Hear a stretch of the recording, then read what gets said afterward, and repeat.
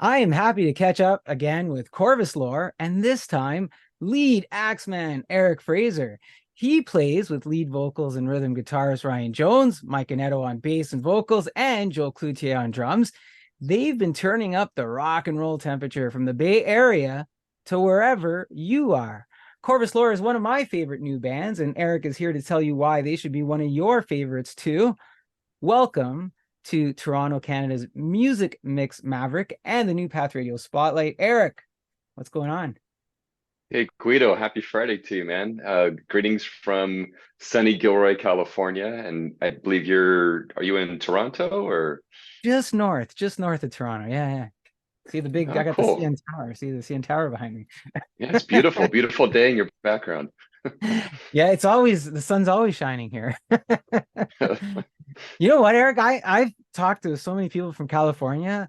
I think I should just move there. I'm an honorary Californian, if there's such a thing. Yeah, we'd love to have you. Just make sure that you pack lots of money for the real estate prices out. Although maybe real estate prices where you are have caught up as well. So Yeah, they're insane. Is there any pot? yeah, come Can on I out build for a a visit. tiki hut on the beach and will they let me stay there or Probably not no? I too many rules and regulations, but yeah, come on out. Love to meet you in person.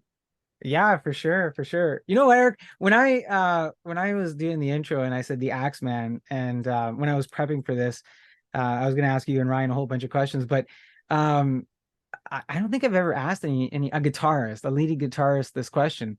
Have you ever done the smashing of the guitar thing? Probably as a kid, but more so with like a tennis racket. Uh, when I was growing up, I mean, I grew up in the early 70s, and so my heroes were, like Kiss and Ted Nugent and AC/DC. Certainly those guys were doing a lot of breakup instruments, but no, I mean, these days I try to collect and use my only the guitars that I love, and so I would never even think of doing anything close to even putting a scratch on them. So gotta say no. That's all right. I just, I figured, I wonder, like I remember, and you said back in the day, yeah, I remember back in the day some of the antics or whatever, and I'm probably a lot like you. I got my guitar collection, and I think they got their little nicks and scratches, right? But those are just, gives the guitar personality. But I try to keep them as nice as I can too, Eric. What's your go-to guitar? Yeah. Oh gosh. Well, we just played a gig last night in Walnut Creek, and so I brought out my baby, which is a 1974 Gibson Les Paul Custom. It's the 20th anniversary model, and that one's just got this nice, kind of blonde finish on it. Um, in addition to that, I have it's a reissue of a 1959 Gibson Les Paul, so it's got kind of that honey lemon tea Oh yeah. sunburst to it, and then I have a custom parts Stratocaster that was built by a good friend of mine named Kevin Holbrook, who also builds our guitar amps for us. So we have Oh we wow. have a good collection of friends that do a lot of work in the music industry. You're sporting custom guitar, you're sporting custom amps. Yeah, yeah. Kevin builds amps that have kind of a Marshall flavor to them. So if you think back to like the late 60s, early 70s of Marshalls, the plexi-faced Marshalls that just have that undeniable classic British tone. Kevin is just uh, a person that just wants to kind of keep that tradition alive. And so for the sound of Corvus Lore, because it's guitar-based rock and we kind of pride ourselves in using some of those classic tones from the era of our heroes. We just got lucky that we ran into Kevin, and he's built amps for us. He's built amps for former members of Tesla, and he's been pretty prolific. Hey, right on, Kevin. Thanks for helping Corvus Lore give us their stuff. That's sweet. And the Les Pauls, they're just classics, eh? Like you can't it's not even right to say you can't go wrong with a Les Paul. You can only go right with the Les Paul, but yeah.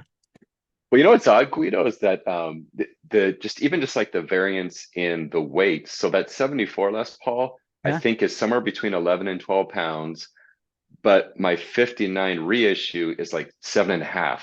Oh, wow. And so you just, I mean, it's the type of wood they're using. Neither of them are chambered. It just happens to be when they were built and the type of wood they used. Wow. You know what? I was talking last night with some folks, and we were talking about the guitars and the make, and there's just something about guitars, eh? Like you can call it the same model sometimes, and you try to make it exactly the same, but they all have their own little characteristics, eh? Even like you're talking weight, and there's specs about them. I get it, but sometimes just the type of wood or how it's made, just the sound just comes out a little bit differently, and then you get an identity with it, eh? Oh, 100%. And even if you just look at like the guitar pickups, some Right. of them are made with ceramic magnets. Some of them have Alnico, 2, 3, 4, 5. It goes on and on and on. And then the type of fingerboard you have, is it ebony or is it something like Brazilian rosewood? So all those things I think factor in. I'm a guitar nerd. I could talk to you pretty much all day about signal chains or amp construct and but I don't know. Well, go as deep as you want to go. Well, I'm just a hobbyist, but I have some guitars here that do need some TLC. I'm a bit of a I reclaim guitars. So like I through the years I've known people who are like, oh yeah, I'm just getting rid of that, or I'm getting rid of this, or that's no good anymore, or I see like a guitar suffering at somebody's place, and I'm like, what are you doing with that? Oh, I don't know, I haven't played it in years. Like, are you doing it? No, you want it? Yeah, okay. Like, and then I take it and then I realize, oh, there's something wrong with the pickup, and but I don't know Yeah. enough about it, so I got to either go to a shop or get a buddy of mine who's a little bit more into it to come and check it out. But yeah, I've got probably 4 or 5 guitars, and I think 3 of them were, people getting rid of them, or they were just neglected, and I took them. So, Well, but also cool that you can kind of learn the craft on maybe some lesser expensive or project guitars, right? true. Absolutely. Yeah, yeah, yeah. Yeah. And I'm probably more of an acoustic guy. I think I told Ryan, I said, I think I know 3 to 5 chords, and it kind of gets me by at a party if I need to. So that's it. Those three to Yeah. five chords are the ones that pay the bills, right? I wish. Gosh, I heard a Listen. funny. Oh, Oh, go oh, ahead. Yeah. sorry. Go ahead. No, No, it was no. just it was a dumb joke, probably from Steely Dan or something like that, where they were talking like anything above the fifth fret, you start losing money or something like that. But Yeah, geez, that's where all my that's where I play everything. Now, and that goes to say that's probably why I've never made any money playing my guitars anywhere. So, Eric, I did a show back in April with Ryan, and that mhm. show was featured on my other one, on the Monthly Social. And if anyone hasn't heard that, if they go to monthlysocial.com, we get into some deep conversations with Ryan about music and life, and all that sort of stuff. We also get to hear Corvus Lore music on that episode. But I wanted to tell you this. So that show has now been streamed and downloaded in 9 countries: Canada, the No way. USA, Germany, Australia, Ukraine, Italy, and a few others. Uh, Wow. and it looks like you've got some international interest. Are you surprised by that? I mean, you completely caught me off guard for sure. I I have seen some of the streaming, placements, and but I haven't heard of those countries before. So I mean, that's truly exciting to think that somebody outside of even the United States might be understanding or listening to something that we've produced. So yeah, I'm totally blown away. Yeah, I did those countries in order of the amount of streams that you're getting. So Canada was first, then the USA, then Germany, Australia, Ukraine, and Italy. Those were the top ones. And I Oh was like, man, that's bizarre. interesting. It is, really. I was like, I wow, think like I mean Ryan might have to start singing in different languages, right? should I send him some of Pick up my some traction. Italian dictionary or something, or Yeah, for sure. uh so when we did that chat back in April, the new album, Lucida, which is on Valley of Fire Records, that was still in the Mhm. works. But now it's been unleashed.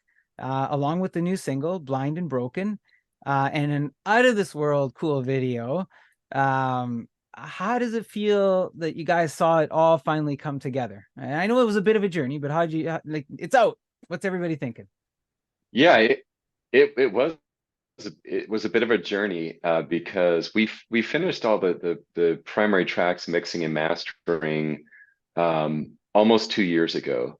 So the idea behind releasing the album was really to put a stronger effort behind the video content.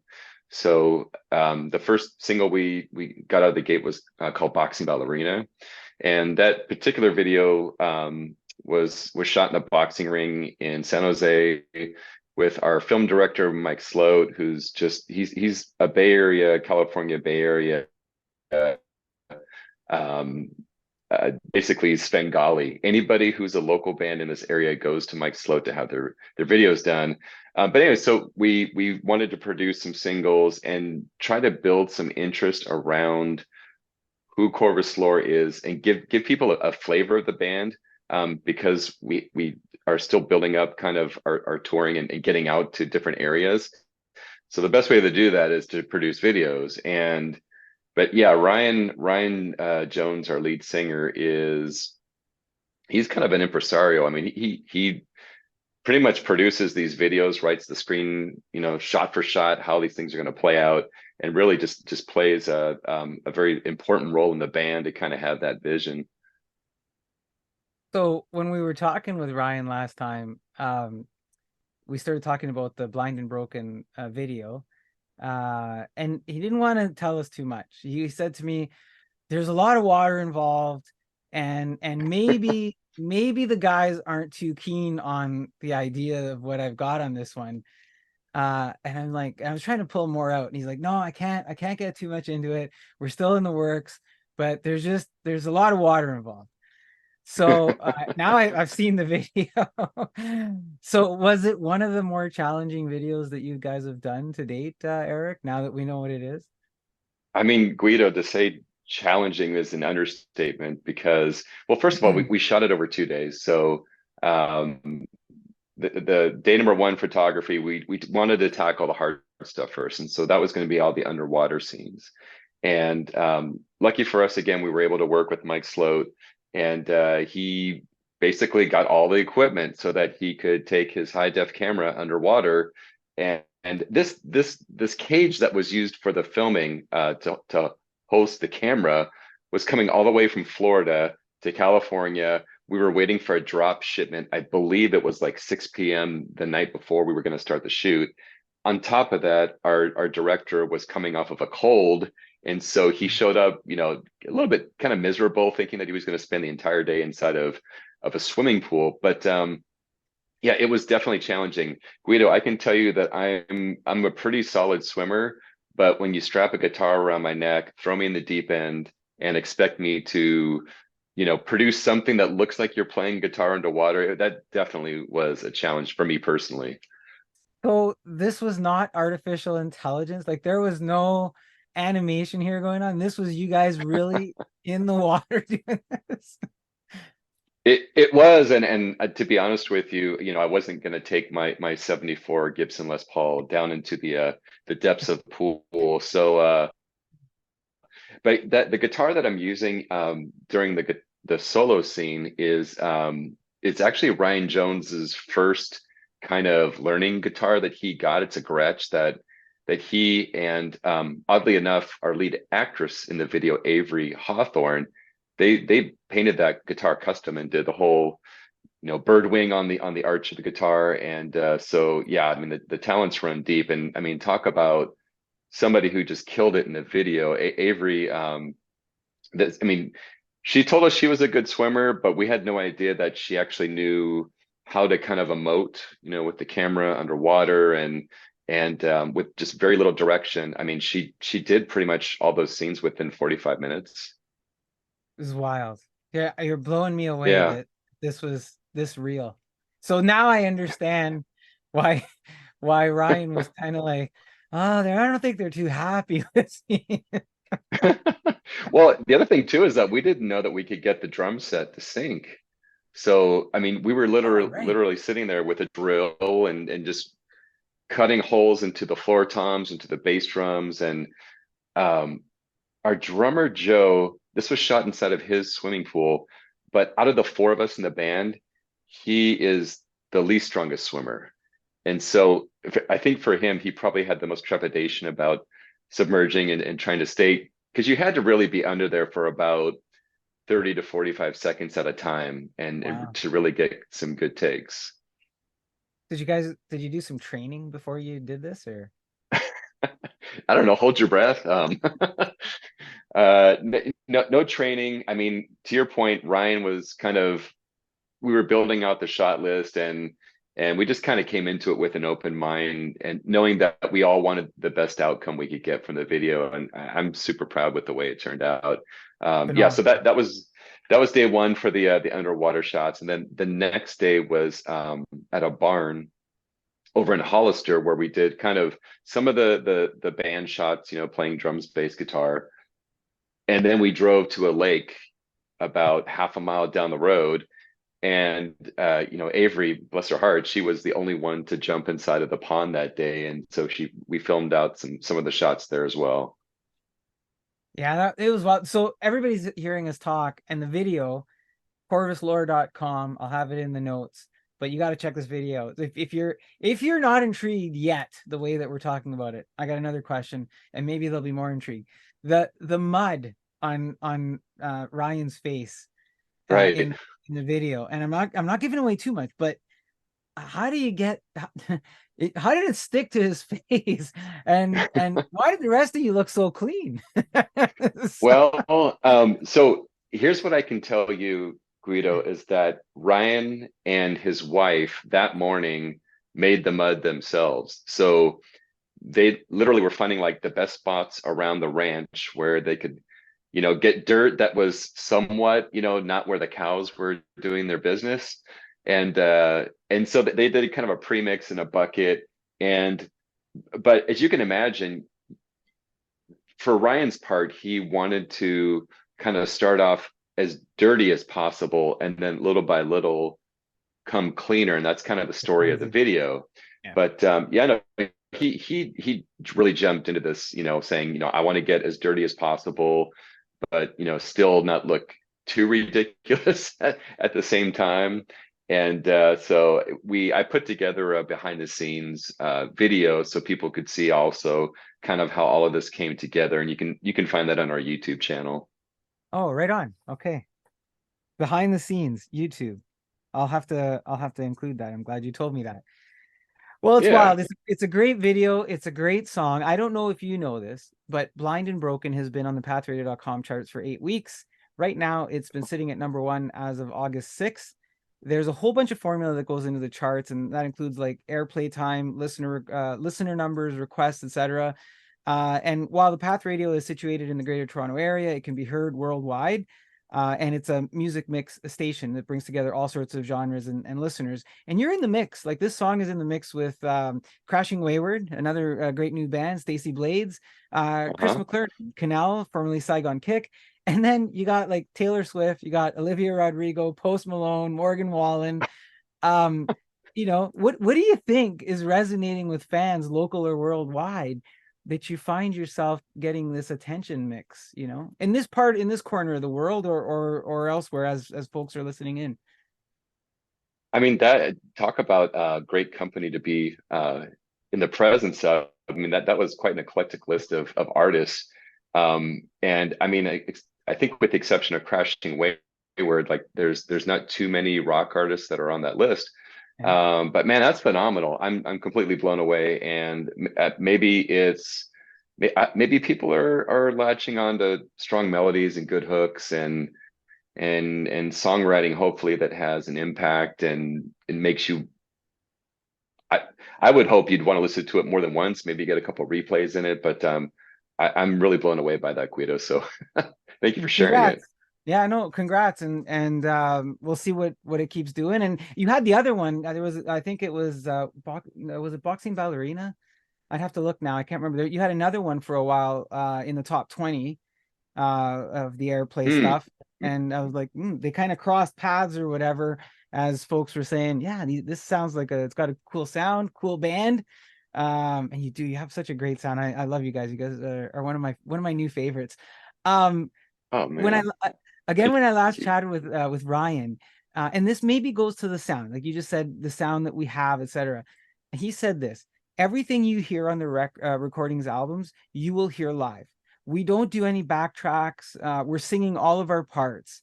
Was that, Eric? Was that Mm. something that you wanted as a band, as something that organically happened? Or how important is it to the product that you're putting out there? It definitely was a conscious effort. So, I mean, as you can imagine, like in the studio, uh, there's really no limitations of tracks that you can either pull together.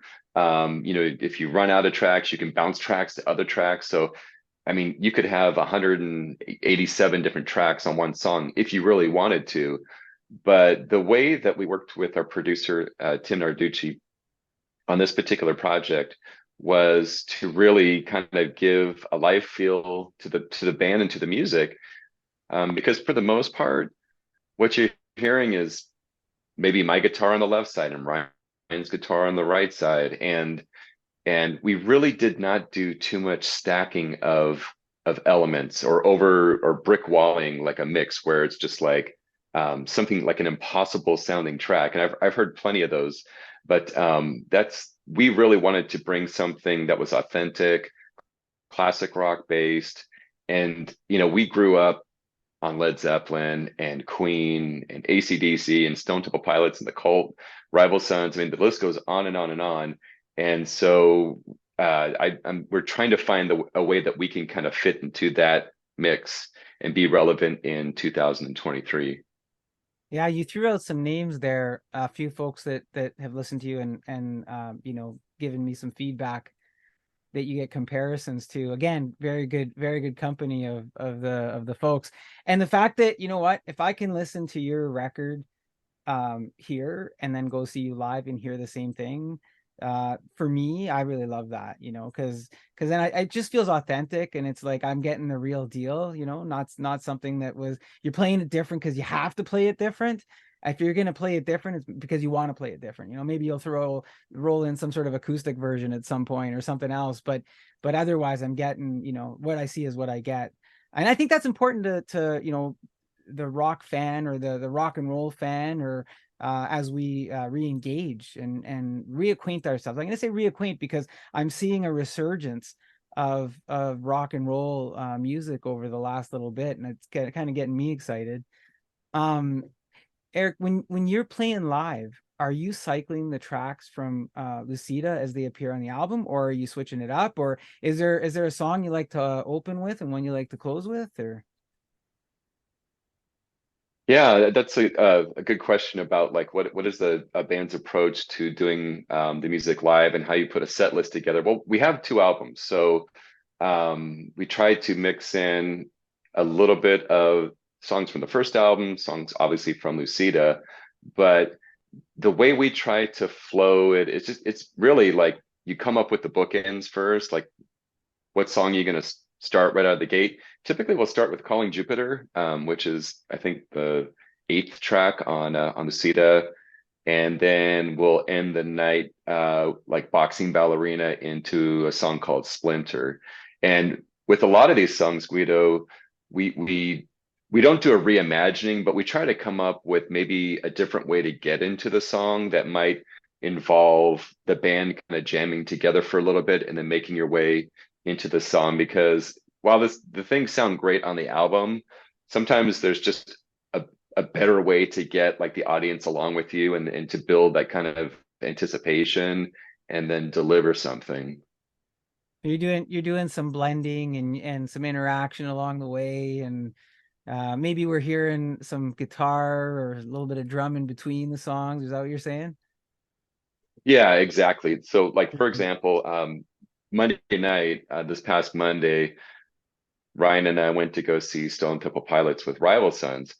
Oh, And wow. I'd seen STP a few times, but this particular time they did so much more kind of jamming in between songs that you really just got this, you really understand how deep the music runs within the DeLeo brothers and their musical Yeah. chops and where they're coming from. And they're not just about, you know, grunge or when people say that they're a grunge band, I just, you know, I would want to throw mud in their face because if all you knew of STP was the first album, you're sorely mistaken. Yeah. I'm a super fan, and I think that they are the songwriters of my generation, and I have the utmost respect for that band. Yeah, I I don't know how I never. got onto STP. I'm sorry. No, it's okay. I like STP too, and it's just interesting. I guess I never thought of them as just grunge either. But I can see where maybe some folks might have said that, and you're probably right if you're listening just to the first album, maybe. But yeah, they're deep. Like their music and you know what they've brought out, probably one of my favorites as well. So yeah, STP shout Cool. out.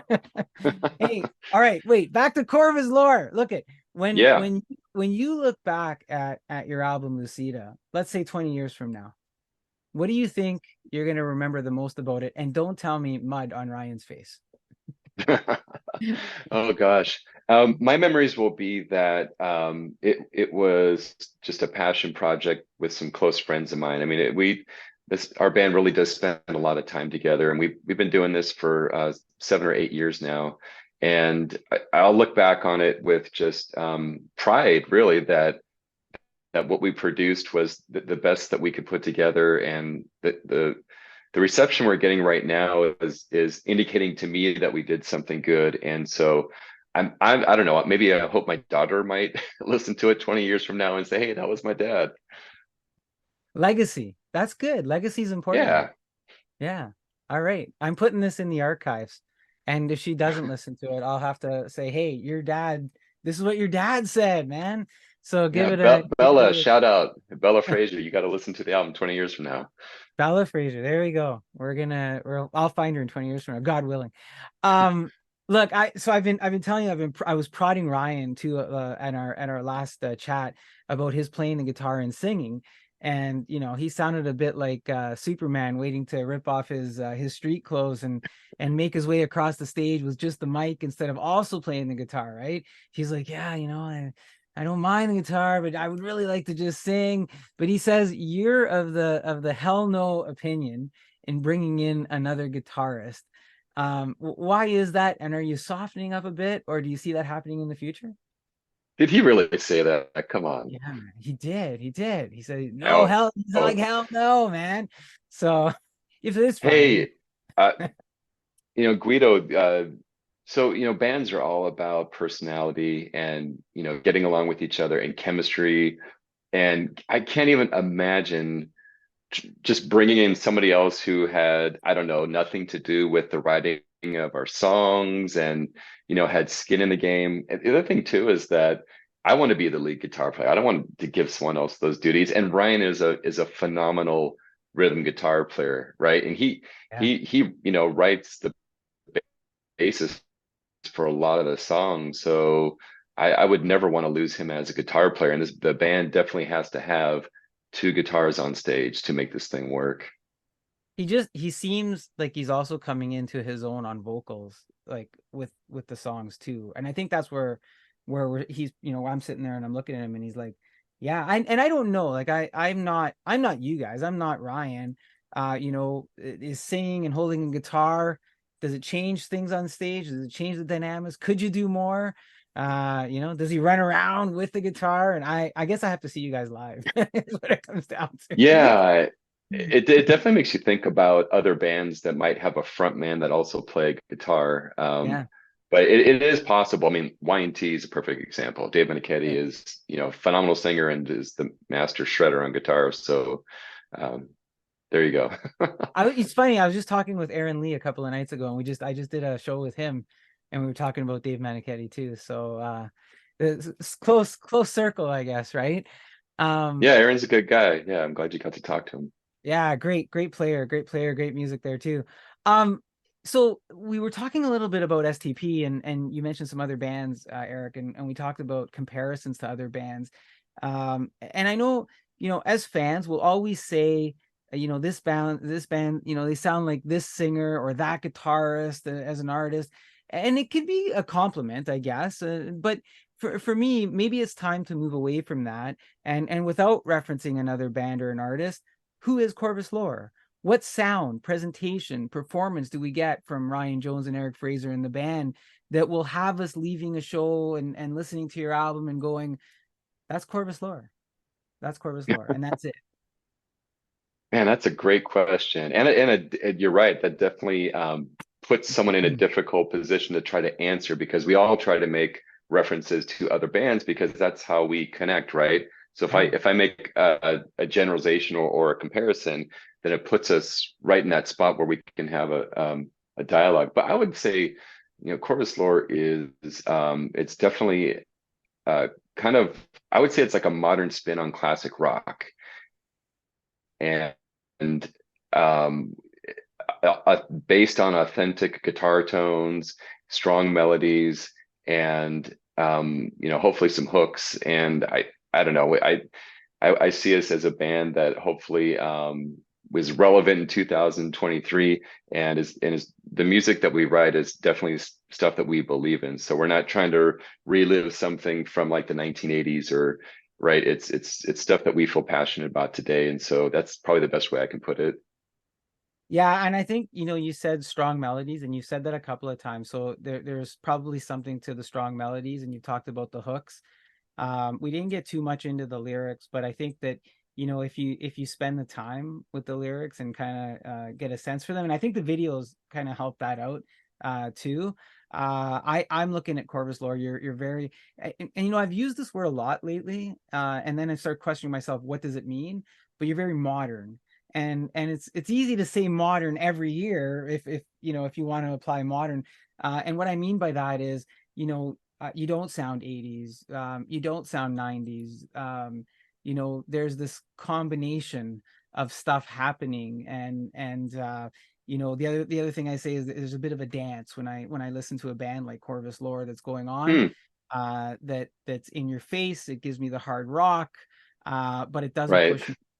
push me, away. It pulls me in. So that's me. That's my thinking of Corvus Lore. That, you know what, that's pretty cool. Actually, one of the best compliments I ever got from a fellow musician who had just seen us for the first time. We're playing live in San Francisco, and he walked up and he said, "Eric," he goes, "I completely get Corvus Lore." He said, "The thing about your band is you're easy to get into, and Yeah. I understand where you're coming from." And I said, "Great.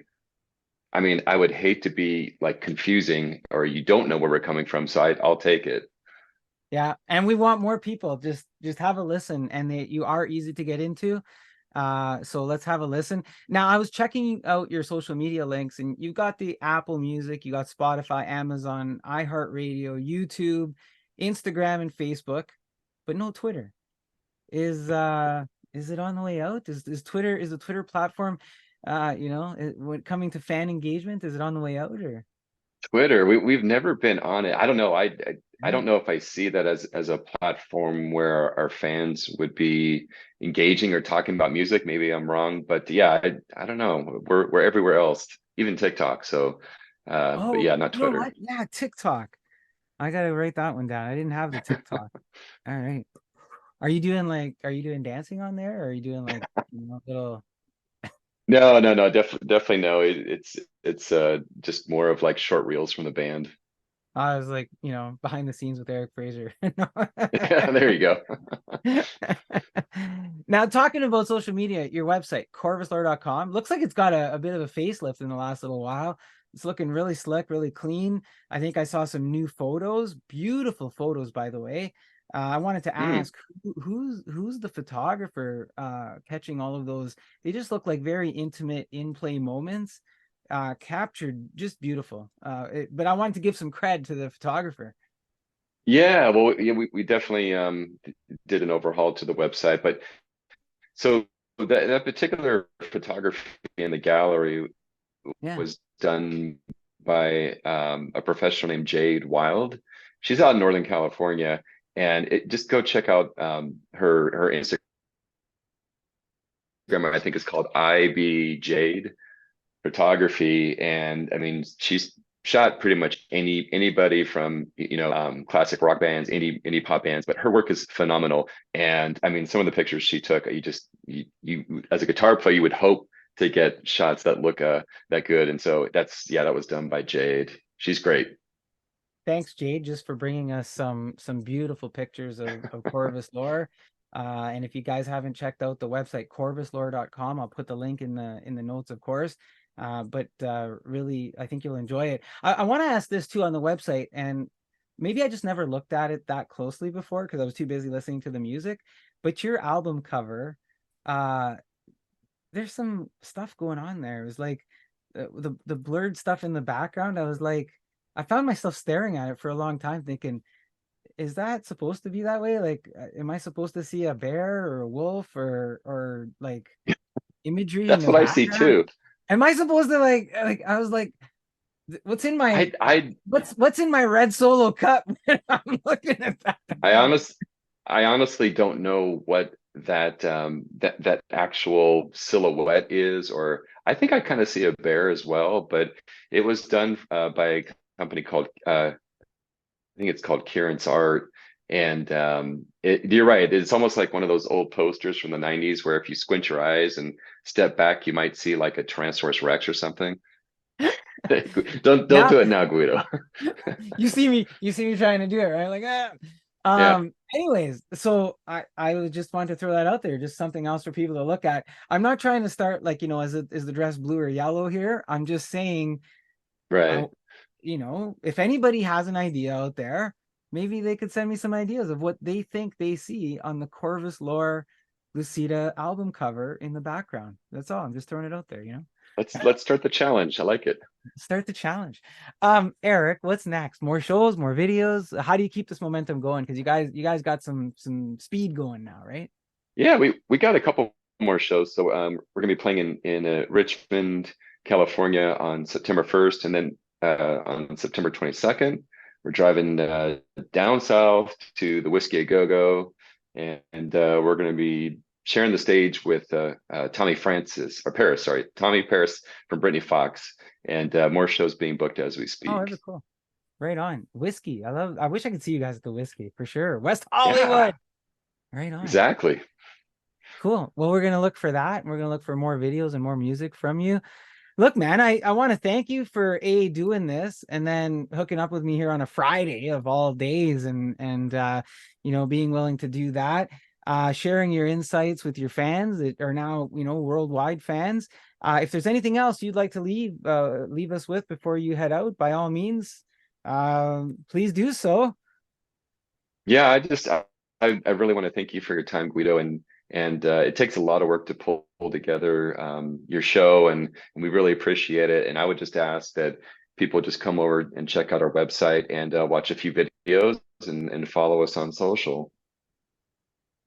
That is Eric Fraser talking Corvus Lore and smashing together an album to be remembered alongside bandmates Ryan Jones on vocals and rhythm guitar, Mike Annetto on bass and vocals, and Joe Cloutier on drums. Check out their new single and video, Blind and Broken, off the album Lucida, charting on thepathradio.com. Their music is also available on Apple, Spotify, videos on YouTube, and I will have all their social media contact info in the show notes. Thank you again, Eric. Keep on rocking. I hope to have you back and above water. Thank you, Guido. I really appreciate it. See ya.